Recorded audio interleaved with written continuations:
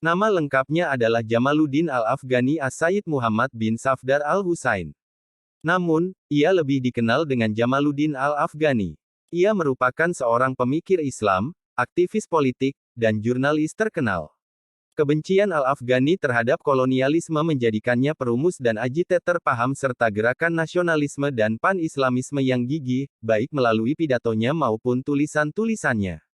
Di tengah kemunduran kaum muslimin dan gejolak kolonialisme bangsa Eropa di negeri-negeri Islam, Al-Afghani menjadi seorang tokoh yang amat memengaruhi perkembangan pemikiran dan aksi-aksi sosial pada abad ke-19 dan ke-20. Dilahirkan di desa Asadabad, distrik Konar, Afghanistan pada tahun 1838, Al-Afghani masih memiliki ikatan darah dengan cucu Rasulullah SAW, Husain bin Ali bin Abi Thalib. Ayahnya, Sayyid Safdar Al-Husainiyah, yang nasabnya bertemu dengan Sayyid Ali Al-Tirmidzi, seorang perawi hadits yang masyhur yang telah lama bermigrasi ke Kabul, juga senasab hingga Sayyidina Husain bin Ali bin Abi Thalib.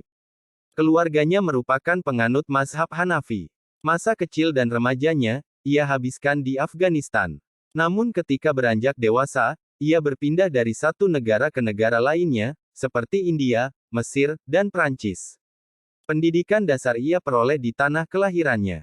Pada usia 8 tahun, Al-Afghani telah memperlihatkan kecerdasan yang luar biasa. Lalu ia melanjutkan pendidikannya di Kabul dan Iran. Ia tidak hanya mempelajari ilmu agama, tetapi juga ilmu umum. Ia tekun mempelajari bahasa Arab, sejarah, matematika, filsafat, fikih dan ilmu keislaman lainnya. Ketika berada di Kabul, sampai umur 18 tahun, ia mempelajari beberapa cabang ilmu keislaman di samping filsafat dan ilmu eksakta. Kemudian ketika berada di India dan tinggal di sana lebih dari 1 tahun, ia menerima pendidikan yang lebih modern.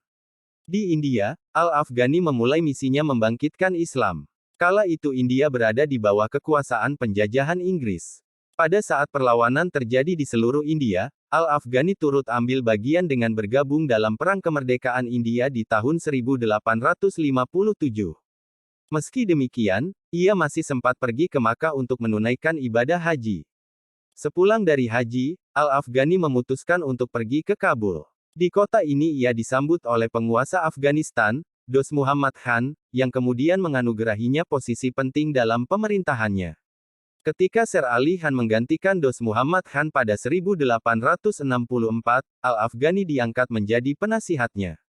Dan beberapa tahun kemudian diangkat menjadi Perdana Menteri oleh Muhammad Azam Khan. Karena campur tangan Inggris dalam soal politik di Afghanistan dan kekalahannya dalam pergolakan melawan golongan yang disokong Inggris, Afghani meninggalkan Afghanistan pada 1869 menuju India. Karena koloni Inggris yang berada di India selalu mengawasi kegiatannya, ia pun meninggalkan India dan pergi ke Mesir pada 1871, dan menetap di Kairo.